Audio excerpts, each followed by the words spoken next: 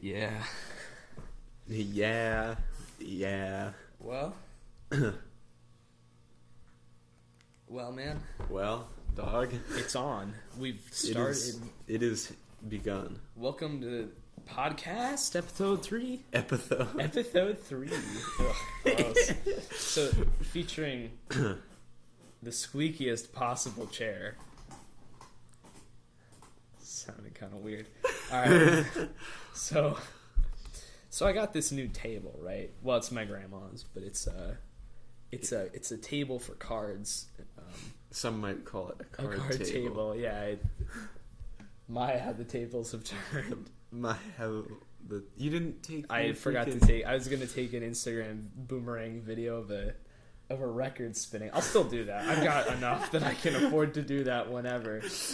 And have the caption be how the tables have turned. I better have that done before I upload this. Yeah. Or else someone's gonna steal it. As if. Oh man. Alright. Heck dog. Heck na man. Heck na man. Shoot. Yeah, remember that? It's from the dumb vid of us. Just on the sitting over there when we said heck na man. You said, "Oh heck, man." I don't remember. Are you serious? No. That was funny as heck. I mean, yes. Yeah. Yes, I don't remember. All right. Yes. No, I don't remember. Like, you're correct. I do not remember that. Like, that is correct. No. Correct. No. All right. So, this episode, this is weird because, like, before we had that camera set up, so I was, like, looking at the camera. Now we have to look at each other. I'm just staring right at you right now. Just right at you. I feel like I should put on headphones just because I'll feel because podcast. Yeah. Because that's what you do. Yeah. Is it a podcast if you're not wearing headphones? I don't think so. I think it's just two idiots in front of a microphone. Oh man. But that's what it's always been. All right. Welcome to episode 3.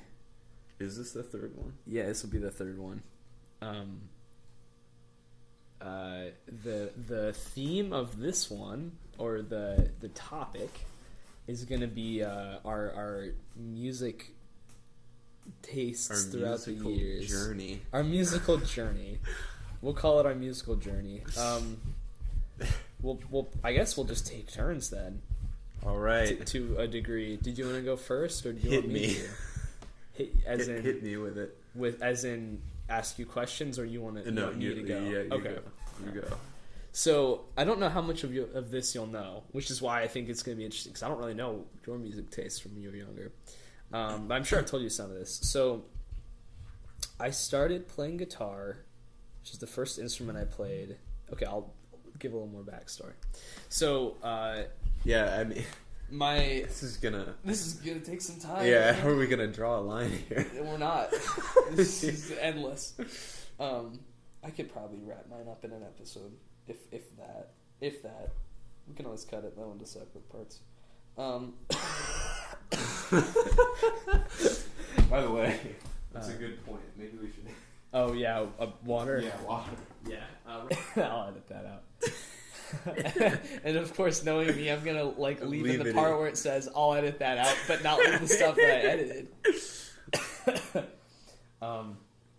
So I think I got basically all of my musical ability from my mom's side, and she, my grandma, was a music teacher, and she played the piano and the trumpet, a really good trumpet player. And then her 3 kids, who was my mom and my aunt and my uncle. My uncle played guitar. My mom played flute and the bass guitar too. I found out. Nice. And then my aunt played drums, and so they were in a band together through high school, and I think a year or 2 of college they played as well. And that was called STJ because they couldn't come up with a name, so their solution was to take a dictionary, open it up, and point to something, and that was what they named their band. And the thing that they pointed to was Sir Thomas Johnson, who is I don't even know who that is, but that's what they named their band. So they were in a band named STJ, and that's when my mom played bass because they needed a bassist for the band, and then she played flute on a few songs. But so she was like really into music, would practice like hours a day, from what I am aware of. So when I started to get older, my mom was like, "Oh, you should learn an instrument because they're cool and it's a good experience and a lot of other things." So I was like, "Sure, yeah." I wanted to learn one anyway, and she was like, "Okay, we'll pick one. Like, we'll get you the first one." And I was like, "I mean, I don't know. Uncle Mark plays guitar, and that seems cool." That was the only reason I picked guitar. My uncle played it.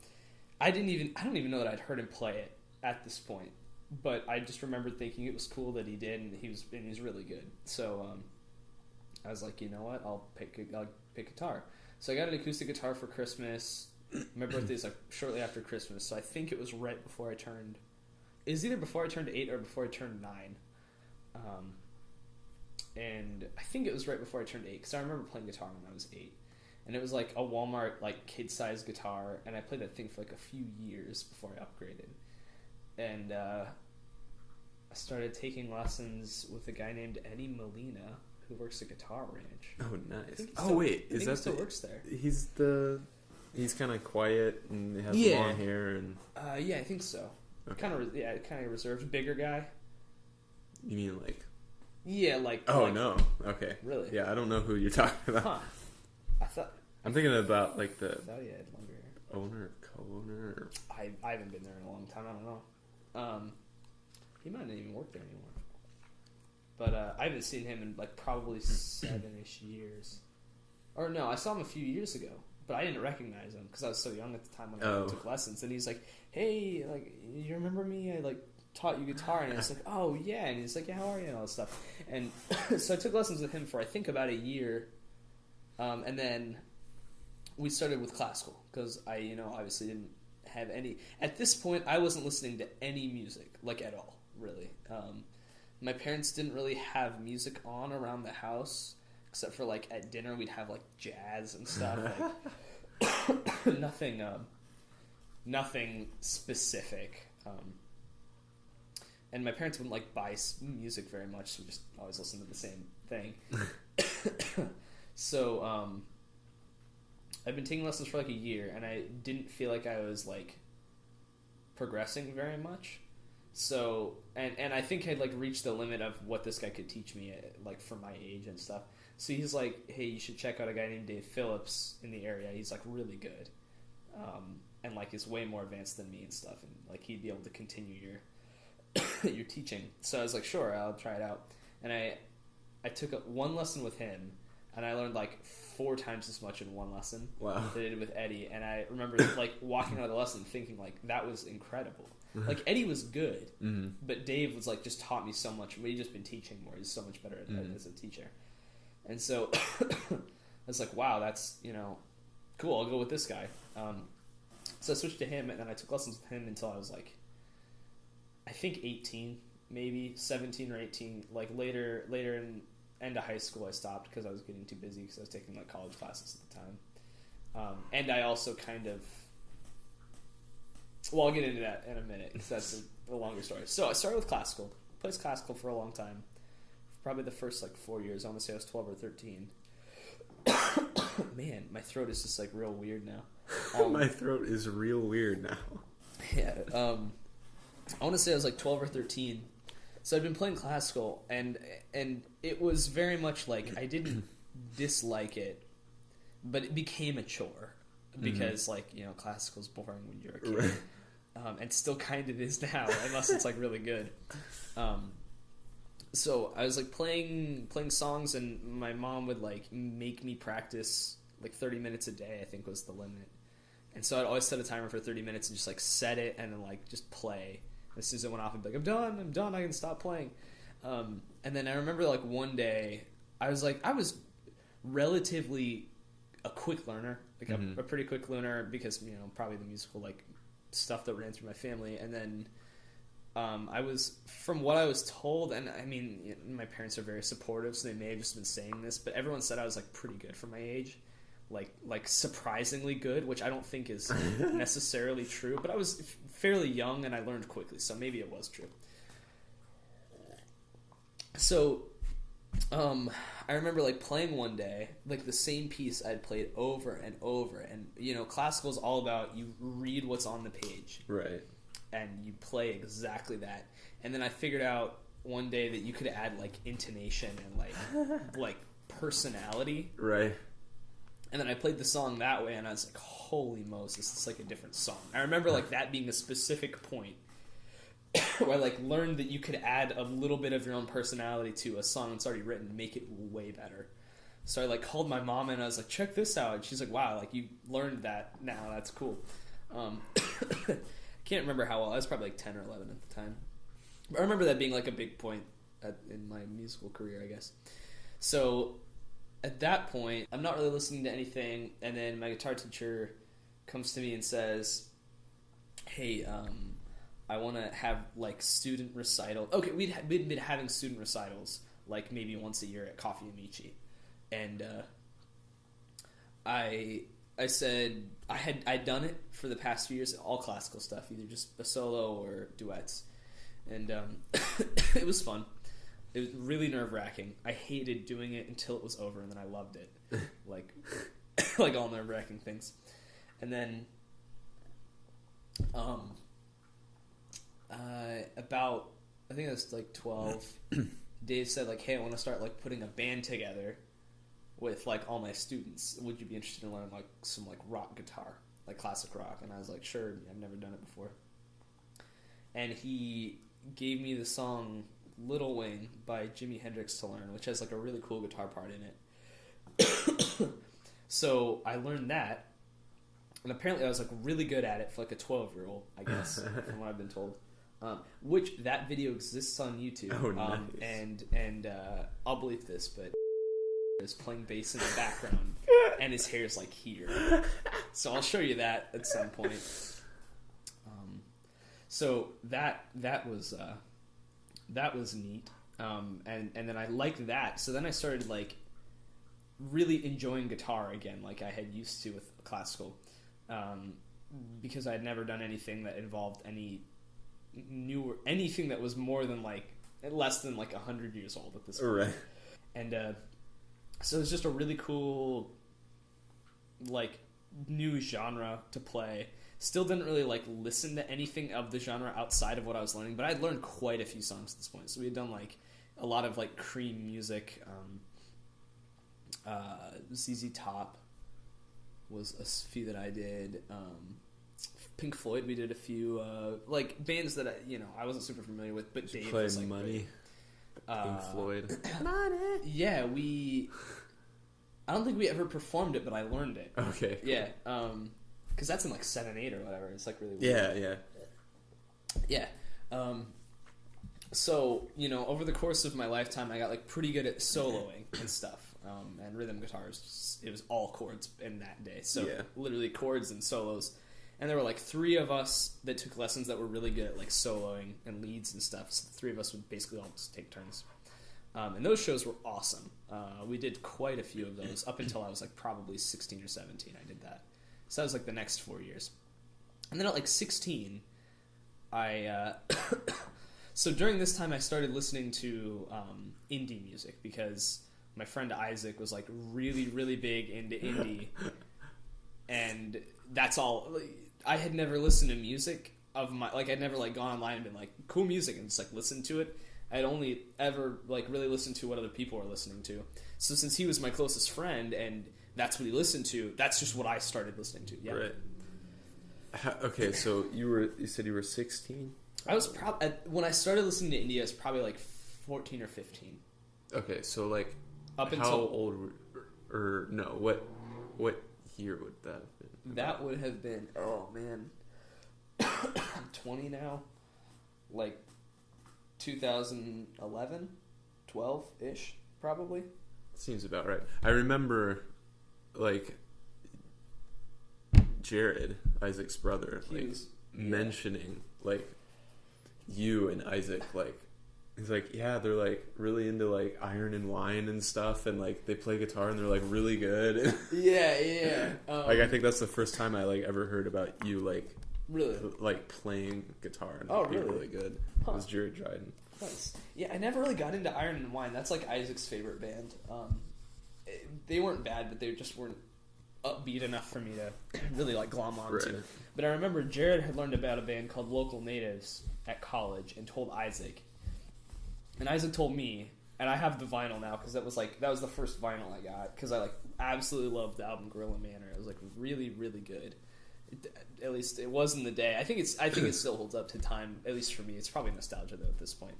But I was like just so into that whole thing, but I didn't really want to play it because I'd been playing these like crazy hard solos, and nothing is difficult in indie music. Like from a guitar standpoint, I'm like production and stuff is I'm sure difficult, but like nothing was stretching like my actual like ability, yeah, like my guitar ability. So at this point, like I'm listening to a lot of indie.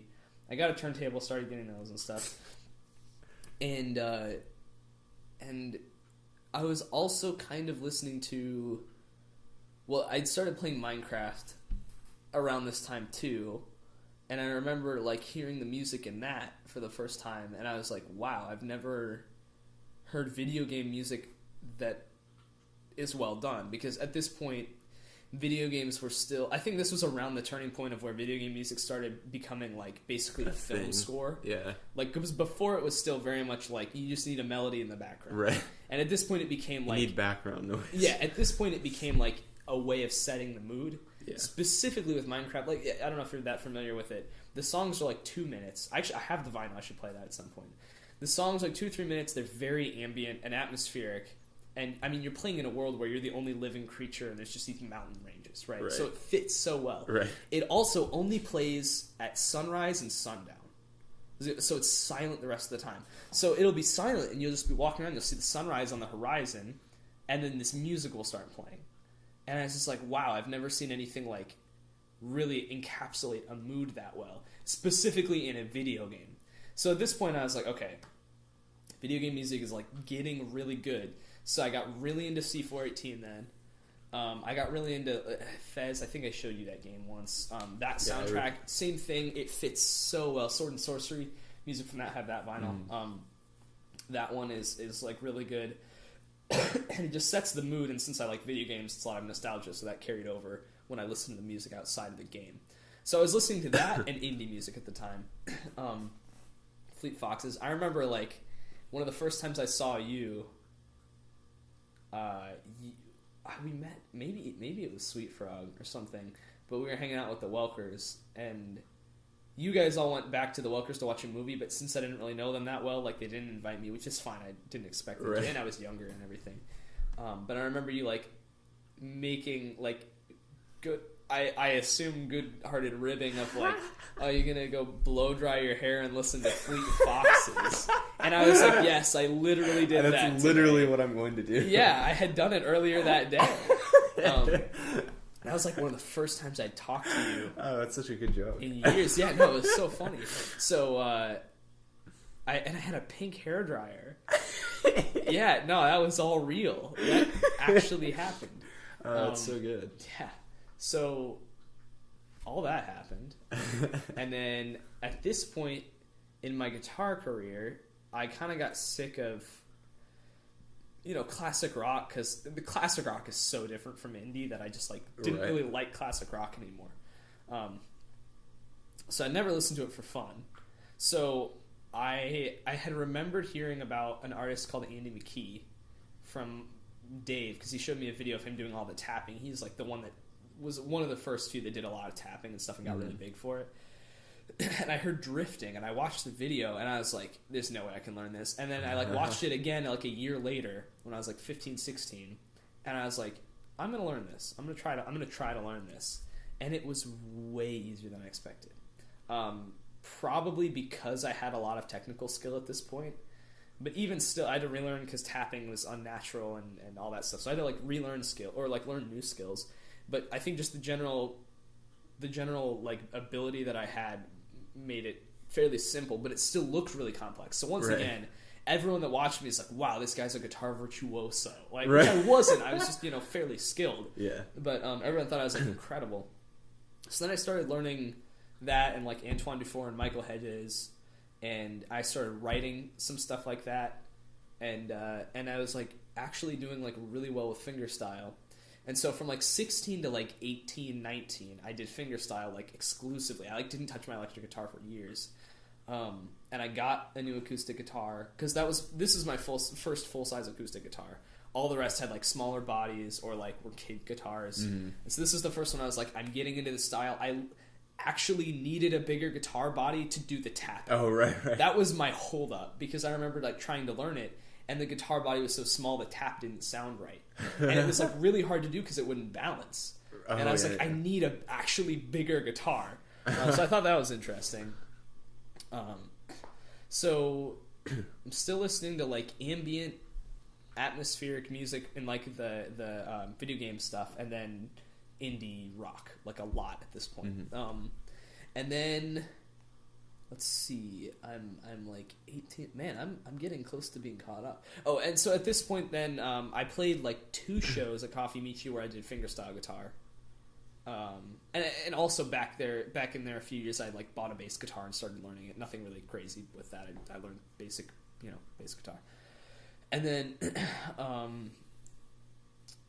I started around this time is when I started getting too busy and stopped taking lessons. So I had like 2 shows playing fingerstyle, and then I stopped taking lessons, so I wasn't in any shows after that.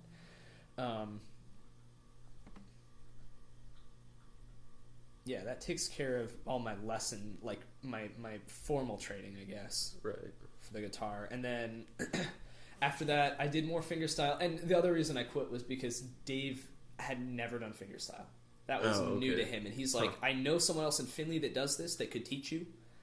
But he straight up told me, he's like, unless you want to learn theory, which I started learning some theory with him. He's like, or you want to practice your Latin, because he's really good at Latin. He's like fluent in Latin. Oh, yeah. He's like, unless you want to do those things, like, there's not a whole lot I can teach you at this point.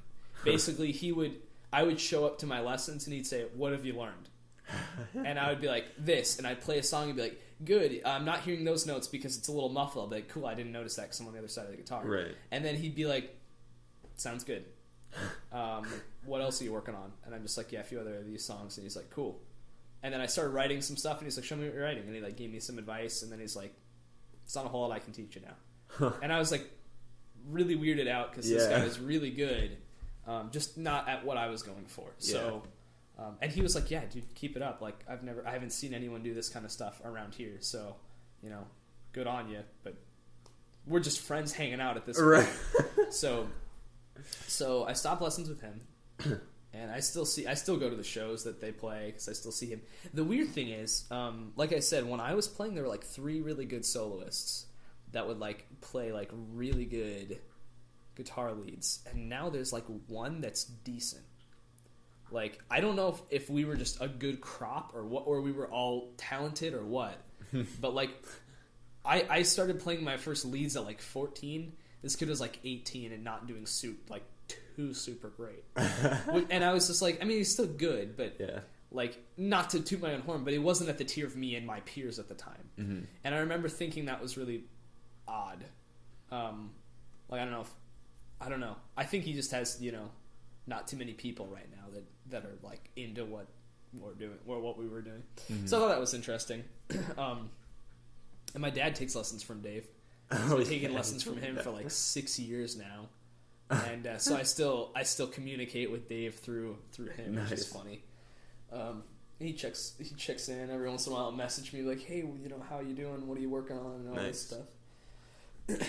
So 18, 19 is when I started hanging out with you guys more, and then you guys started to get me into prog metal. Because I remember Michael asking me once, hey, you're good at guitar, and everyone in the band thinks you're good at guitar. If we needed a guitarist to play live, like if someone could make it, would you want to fill in?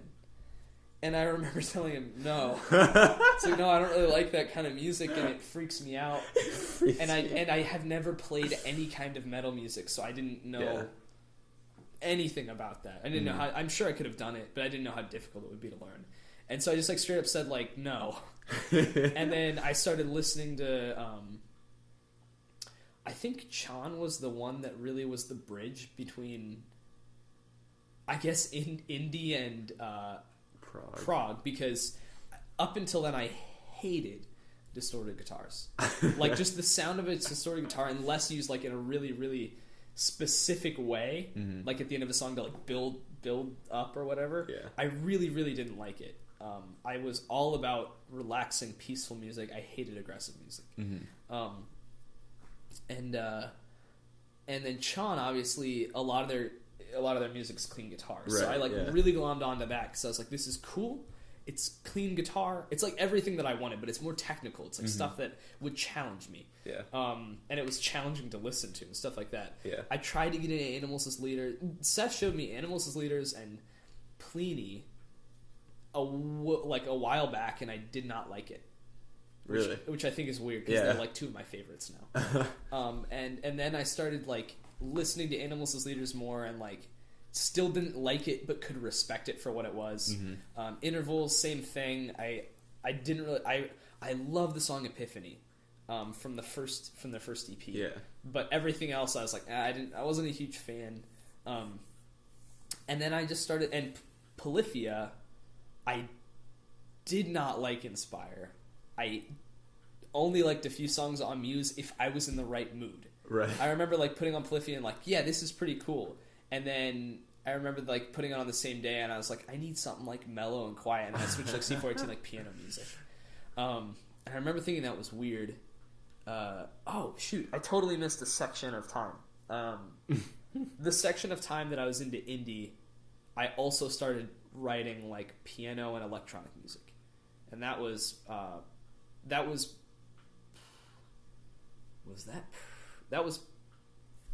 pre-fingerstyle.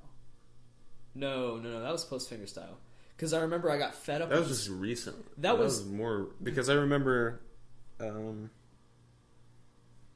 It was shortly after Nigel's wedding that I released my first album. Yeah, doing that. When was that? It was 2015. Fairly recently. Yeah. 2015, I think late 2014 I released my first thing because it was like December. I think 2014, all of 2015, I was like very prolific with my music creation, and then 2016, I don't think I released anything. Yeah, it was all in like 1 year's time, I guess. So it was post fingerstyle because I remember getting so fed up with having to buy strings all the time because they would break when I'd change the tuning, and I was just like, I don't want to play this anymore. I need a break. I need a new style. Michael had told me about Reason, and I was like, you know, I'll get it and screw around and see what I can come up with. My friend had given me a really nice MIDI keyboard, the one that was in my room. And so I like started learning that stuff, and I really, really enjoyed myself doing that, like so much, because I could hear progression. It was very similar to C418 stuff, who was like still one of my favorite artists, and like really, really inspiring at that time. And so that was the bridge, and then I got into like the prog music. So back to where we were. The other big bridge was I was listening to Champagne by Polyphia, and that was the first one that had like that riff. That riff was like the first one that I listened to, and I like didn't hear it as a series of notes. I heard it as a really catchy riff. Yeah, and that was the thing that was the riff that I glommed onto that got me into Polyphia. Yeah, it was from Champagne, and I remember listening to that on vacation, and I was like, wow, yeah, I get it now. Like, I hadn't understood why people wanted to listen to that stuff. And then I, like, realized how catchy and pleasant it was. Yeah. And, like, feel like it felt good to listen to. Yeah. Because all the rest, like, most metal to me is not, it's not very cohesive, at least to my ears, especially with just, like, a lot of, you know, chugs, a lot of distortion, a lot of, like, melodic, like, you know, scaling, right? And nothing was like a melody line to me, and it was all like I can listen to it, but it's not fun. It's like a chore to listen to. And this was the first one that I was like, this is awesome. It's like complex but catchy and distorted, but like in a way that I liked. And then I started getting into some other stuff from Muse. I still didn't like Inspire at this point though, but Inspire, the solo from Persevere was the first solo I ever learned in like the metal style, because I remember you wanted to do a cover of that. Michael told me you wanted to do a cover with me, and I started learning that. I got through the solo. I did pretty well on that. And Michael had also showed me Closure in Moscow, and he showed me A Night at the Spleen was the first song he showed me, and I was like, this is perfect. They're mixing everything that I want. So between all that, I started to work my way into the prog sound. Mm-hmm. The progosphere. The progosphere. And I still don't love heavily distorted stuff. Like, I hated Periphery for the longest time. I didn't like screaming very much. I got into them I got into screaming with Dance Gavin Dance. That was the one that like really got me into like enjoying screaming for what it was. I still don't like people that only scream. Mm-hmm.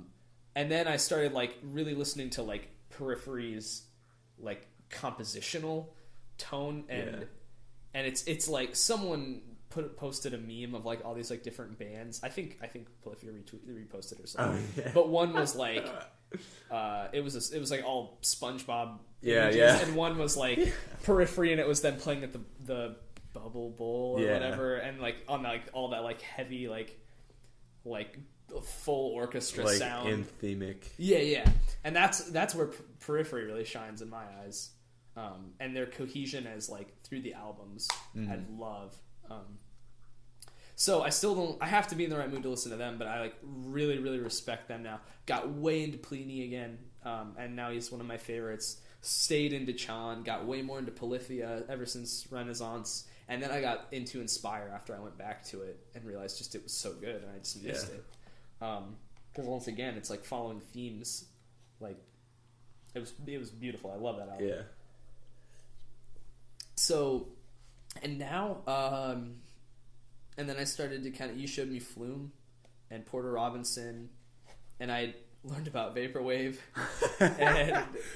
and C14 released an album that was like house tracks instead of his like ambient stuff, because he like plays at DJs in like Sweden, or he lives in Canada now, but back in Sweden he would go to like DJs, so he like remixed all his old songs with like house beats and stuff, and so I just got into that kind of stuff and DJs, and now I'm and then Michael got me into Drake, and Tim got me into Kanye, and then I started listening to rap, and so now I'm basically open to anything. Like, there's really not a whole lot I don't like anymore. Even the heaviest of metal, like, I can listen to and enjoy it for what it is. Like, I think, because we've talked about this, and like and pop music, Justin Bieber, like, in the last, I think, like 6 months to a year, I finally like am able to understand why people like what they. I still don't understand country music. That blows my mind. But just about everything, like classical music, I can listen to and just be like amazed at the technique and the chord progressions. I can, and I got into Skrillex like a year back or whatever. Like, all this stuff that I at once hated, and now I can basically listen to any style and find something good out of it, which is like just a general like life thing I've been just even with people, like finding sounds cheesy, finding the good in everyone, but like to the extent of it's the same thing, finding the good in every genre. I don't love distorted guitars. Well, I do kind of now if they're done well, but like I don't like, you know, the sound of metal music per se, but I can listen to a metal song and say like I really, really love the way they did this. Yeah. Like I don't really like most pop music. I think it's usually boring. But I can listen to like Justin Bieber and say like, wow, I love the choice of synth and how it's put together. Like I can find the best part of anything that I listen to and like it because of that and only that. Right. Which I think is just a general like life growth thing that I'm like really happy that I have now. Yeah. Because I can be with anyone and say, what do you want to listen to? Mm-hmm. And have them say whatever and enjoy it. Yeah. Because it always used to be like, okay, we're on a car ride. Whoever's car it is gets to play the music. They sing along to everything, and the other person hates it. Yeah. Unless you happen to have the same music taste. And now it can really be anything, and I'll like it.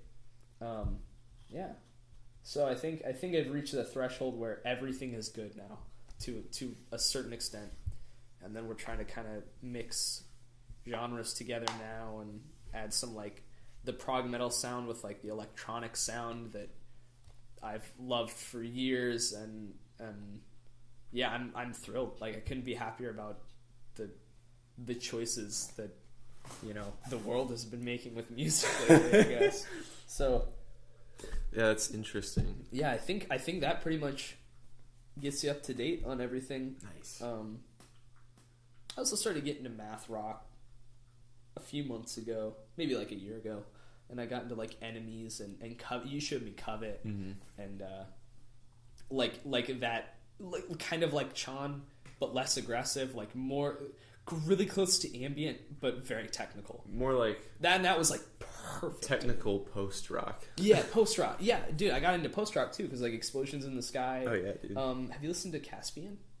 I have not. They're very good. They're as good as Explosions in the Sky, if not better. Very similar, like 9-minute tracks, just really pretty stuff. And obviously, like, dude, Nigel's stuff has been so inspirational to me because it was the perfect mix of, like, it was band instruments, but not very technical and very pretty. Mm-hmm. Like, he mixed everything, and I listened to his music like as much as I listen to anything. Oh yeah, else. no, like when so his first About Blank EP came out, that was 2015. Was it 2015? Yeah, because it would have been the time I was like working early 2015 or something. It was the time I was working on electronic music. Yeah, and I was like, this is what I want to do. At the time, like I had a factory job, which meant I had to get up at the butt crack of dawn. Yeah. So, like, I don't know, like, music has never really, like, put me to sleep, but at the same time, like, I don't want to listen to, like, really loud, abrasive stuff early in the morning. Right, I hear you. So, I honestly listen to, like, a lot of, like, more chill ambient stuff, especially during that time. Like, that's when I got really into Tycho, too. Like, I had listened to him before, but it was because, like, we had a lot of like mandatory overtime at the time, which meant that I had to like come in at like 6 a.m, which meant I had to like start like my commute at 5:30 or whatever. Jeez. So like I was lucky that music like never put me to sleep, so that was never like a concern. Right. But like yeah, that's when I got into like Tycho, and I like jammed Nigel's EP like just as much too, because it was just something nice to listen to. Did you ever listen to Washed Out? Just the one song. I can't think of Eyes Be Closed. I don't think that's it. Oh dang! But it was the Portlandia intro. So. Oh, the Feel It All Around or whatever. Yeah. Because I started watching Portlandia like a few years ago, and I'm like, dude, this track is dope. And I have Paracosm, which I think is his newest album on vinyl. You should listen to that sometime. Yeah, dog. But yeah, he had a song called Eyes Be Closed that Isaac showed me, and I was like, this is incredible. And then I found Tycho through him. I also, me and my cousin were talking the other day, and I'd like never known his music tastes, and he's like, yeah, I work, in a cubicle, and I listen to music all day. And I was like, what do you listen to? And he's like, oh, electronic, like synth, music, ambient stuff. And I was like what? And he's like, the Machinarium soundtrack. Are you familiar with this game? Yes, I am familiar with the game. I have not heard any of the soundtrack is incredible. It's so pretty. Huh. You should listen to that. It's really cool. It's by a guy named FlowX. And he's written a lot of really like, you would like it. I think now you really, really like it. It's very cool. Very atmospheric. But and then also down that road, like fairly, like probably within the last 3 or 4 months, I got into like synth pop. Oh yeah. And like ever since I went to that rave, I kind of get into happy hardcore stuff. I mean, Anamanaguchi is in the top 5 favorite bands, I think, just because I've listened to that album so much. Anamanaguchi. I bought that vinyl. I went out of my way to find someone selling the like splatter paint vinyl because that had been sold out for like a year. Jeez. So I paid like $60 to get that. Wow. And I could not be happier with my decision. I love that thing so much. And then they released some more stuff, and who else was I listening to that was like synth pop? I can't remember right now. But yeah, I've gotten into everything at this point, so that's been... Have you listened to the Naked and Famous at all? No. They're like synth pop. Huh. You never heard of them? No. Huh. Maybe I've heard a song by them. That's like I think like the only reason why I know what synth pop is. Oh, really? Yeah, I feel like they're like the like premier synth pop. Huh. band. I will look that up. Nice. Yeah, I think just about does my timeline. Done some out. What we got time wise? 41 minutes. I might just make this an episode then, and release these like close enough. But if it's gonna be like an hour and a half episode, that's a lot. 40 minutes. Is good now. All right. Well, we'll pause the recording here, so I don't have to edit as much, and so I don't have to work with bigger files. Yeah. And then we'll hear about your. Oh man. Your what did you call that? Might have to be an hour and a half. Dude, that's fine. Whatever it takes. I don't care. This is so interesting. Yeah. Hey, thanks guys for listening. I really appreciate it. By that I mean thanks my sister and probably my coworker. That's about it, probably. If they even listen. I was trying to think of what I was going to say to like sign off, you know? Oh yeah. But then you like started naming like the people that were going to listen to it. So now what I had decided is something that I'm not going to say. Dang it! I need to know what that is. I take it all back. I don't know who's going to listen to it. They probably won't. All right. That's it. That's all I got for you. We'll be back in a few days, metaphorically. Well, no, for you, really. For us, not really. Because we're going to just be back in a minute. Man. Time is confusing, Time is so confusing, man. All right. Well, that's it. Thanks. Thanks. Thanks. Thanks. Thanks.